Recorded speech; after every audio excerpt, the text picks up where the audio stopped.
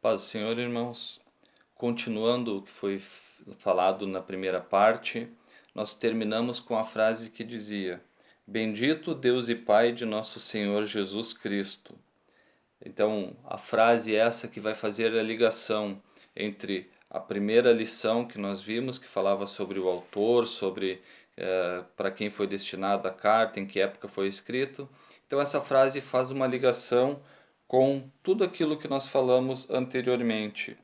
E bendito quer dizer digno de louvor, ou seja, digno de louvor é o nosso Deus, o Deus e Pai de nosso Senhor Jesus Cristo. Então, estamos entrando numa nova parte a respeito disso, dessa nova posição em Cristo.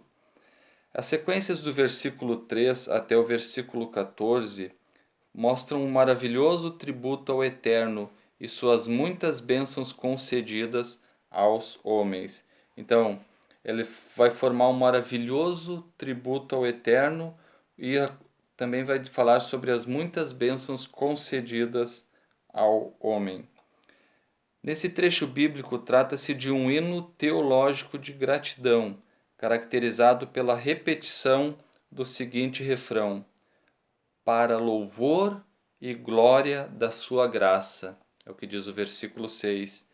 Ou para louvor da sua glória. É o que diz os versículos 12 e 14.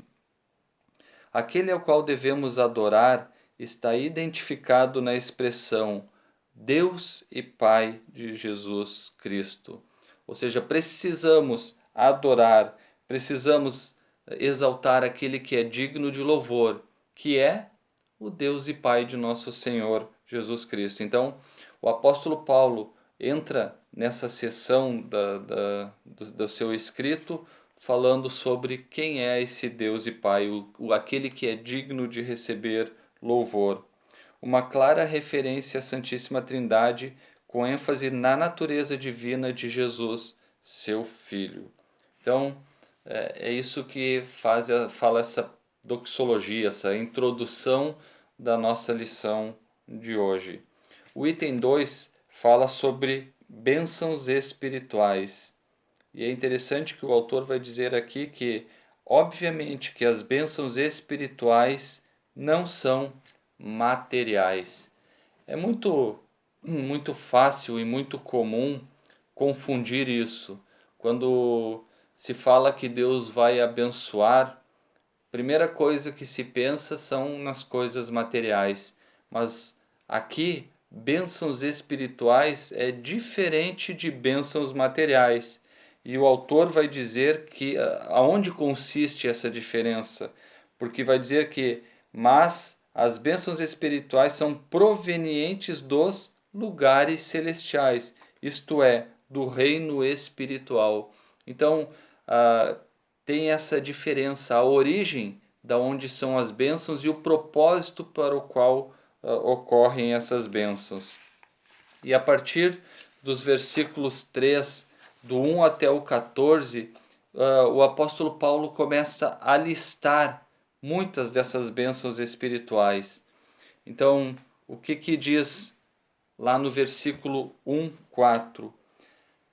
Assim como nos escolheu nele antes da fundação do mundo para sermos santos e irrepreensíveis perante ele e em amor. E ele vai continuar depois no versículo 5, mas vai falar que a primeira bênção espiritual é que Deus nos elegeu para sermos santos. Deus nos escolheu para sermos santos. E nós vamos ver isso melhor lá na lição de número 3, a respeito dessa eleição e dessa escolha. Outra bênção que Deus nos proporcionou está no versículo 5. Ele começa lá no início, no final do versículo 4, e em amor nos predestinou para ele, para a adoção de filhos por meio de Jesus Cristo, segundo o beneplácito da sua vontade. Ou seja, o segundo benefício é que ele nos predestinou para sermos filhos, não para qualquer outra coisa, para qualquer outro benefício. Ou seja, ele nos escolheu, nos predestinou para sermos seus filhos. É o que vai estar lá também na lição de número 3. Versículo número 6 diz: para louvor da glória da sua graça, que ele nos concedeu gratuitamente no amado. Ou seja, ele nos fez agradáveis para si. Nós que estávamos enredados nos nossos pecados, nas nossas condições, muitas vezes que nos levavam a um caminho errado, agora ele que ele faz? Ele nos torna agradável a si por causa de Jesus Cristo. Nós que para ele éramos filhos da ira, agora nos tornamos filhos do seu amor. Por quê? Porque por Cristo ele nos fez agradáveis. Versículo 7: no qual temos a redenção pelo seu sangue, a remissão dos pecados segundo a riqueza da sua graça. Ou seja, ele nos remiu por causa do sangue de Cristo. Não é por aquilo que nós temos, por aquilo que nós fazemos, mas é por causa do sangue de Cristo. Nós fomos remidos, lavados. Por causa do sangue de Cristo nós temos a redenção, que é o que ele começa dizendo, no qual nós temos a redenção, por causa única e exclusivamente do sangue de Cristo. A outra bênção que o autor da revista coloca é dos versículos 8 até o versículo 12, que a bênção é: acolheu-nos por sua vontade redentora, que Deus derramou abundantemente sobre nós em toda sabedoria e prudência, desvendando-nos o mistério da sua vontade, segundo o seu beneplácito que propusera em Cristo, de fazer convergir nele, na dispensação da plenitude dos tempos, todas as coisas, tanto as do céu como as da terra. Nele, digo, no qual fomos também feitos herança, predestinados segundo o propósito daquele que faz todas as coisas conforme o conselho da sua vontade, a fim de sermos para louvor da sua glória, nós, os que de antemão esperamos em Cristo. Então, ele nos acolheu por sua vontade redentora. O homem pecou, desobedeceu Deus. Deus não precisava ter feito algo pelo homem. Ele podia simplesmente eliminar e fazer uma nova criação, mas ele não. Ele nos acolheu, ele está nos trazendo de volta por causa da sua vontade. Deus teve vontade de resgatar a humanidade através do seu próprio Filho. O versículo 13, na primeira parte, vai dizer o seguinte: em quem também vós, depois que ouvistes a palavra da verdade, o evangelho da vossa salvação. Deus, como bênção espiritual, nos revelou a palavra da verdade. João capítulo 15 vai falar que Jesus, falando para os seus discípulos, diz: vós já estáis limpos pela palavra que vos tenho falado. Então, outro benefício que nós temos espiritual é essa revelação da palavra.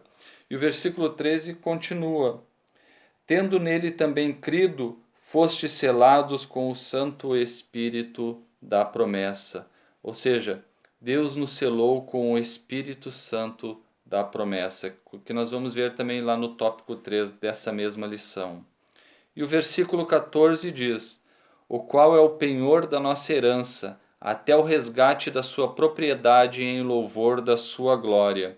Ou seja, ainda Deus garantiu, eu tenho a promessa, eu tenho o penhor, e eu estou garantindo que isso é verdadeiro, que isso é real e que isso vai acontecer.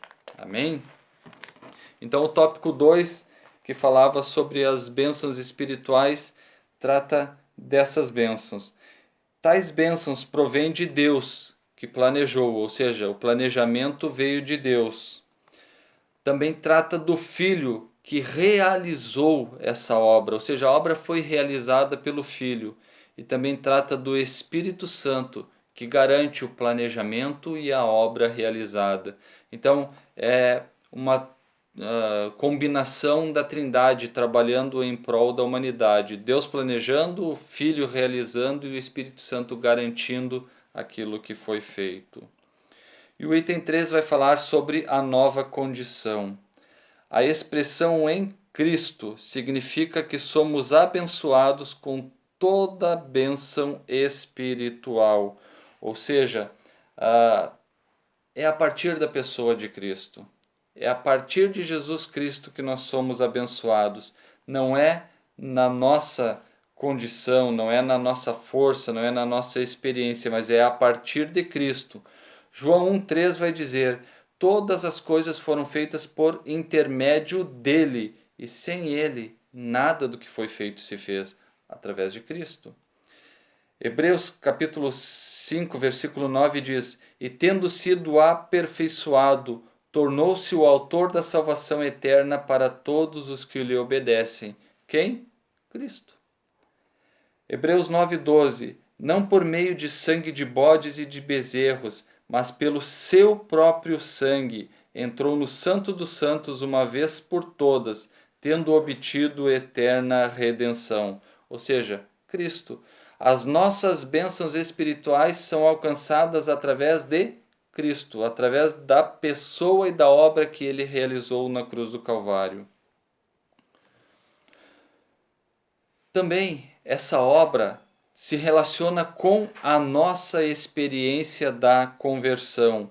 Ou seja, as bênçãos espirituais estão em Cristo, disponíveis a todos aqueles que tiveram uma experiência de conversão com Cristo. 2 Coríntios 5,17 vai dizer: e assim, se alguém está em Cristo, é nova criatura. As coisas antigas já passaram, e eis que se fizeram novas. Ou seja, tudo que se relaciona a Cristo já foi feito, já foi executado, já está pronto, está consumado, está executado. Ou seja, a outra parte da redenção depende de nós entendermos o chamado que Deus tem feito através de Jesus Cristo. Para nós nos tornarmos participantes das bênçãos espirituais, precisamos nos tornar participantes também da experiência da conversão. Senão, as bênçãos estão disponíveis. Jesus já fez tudo aquilo que precisava, mas nós não tomamos posse dessa bênção porque não nos tornamos participantes da experiência de conversão com Ele.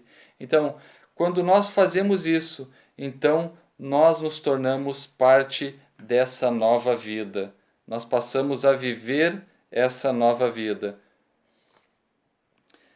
Essa nova vida é conferida somente para quem está em Cristo, isto é, o oposto da antiga vida em Adão. A vida em Adão gerava morte.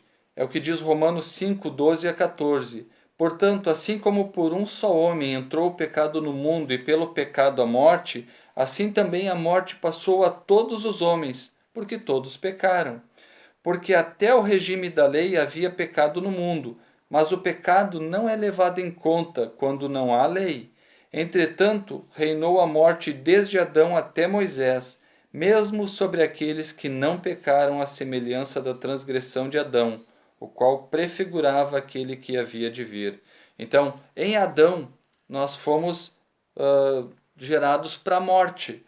Agora, em Cristo, que vai falar sobre a vida em si, nós vemos lá no capítulo 5, versículo 11, e não apenas isto, mas também nos gloriamos em Deus por nosso Senhor Jesus Cristo, por intermédio de quem recebemos agora a reconciliação.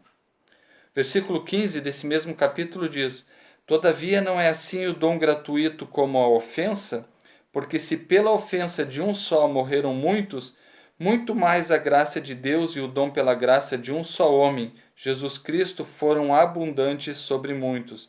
Então, faz esse contraste entre Cristo e Adão, o primeiro homem que trouxe o pecado, Cristo trouxe a vida. Desse modo, não andamos mais em trevas, mas como filhos da luz. Romanos 5,8. Mas Deus prova o seu próprio amor para conosco pelo fato de Cristo ter morrido por nós, sendo nós ainda pecadores. Então, a nossa nova posição em Cristo é caracterizada pela salvação em Cristo, e por isso desfrutamos de todos os benefícios advindos dessa redenção.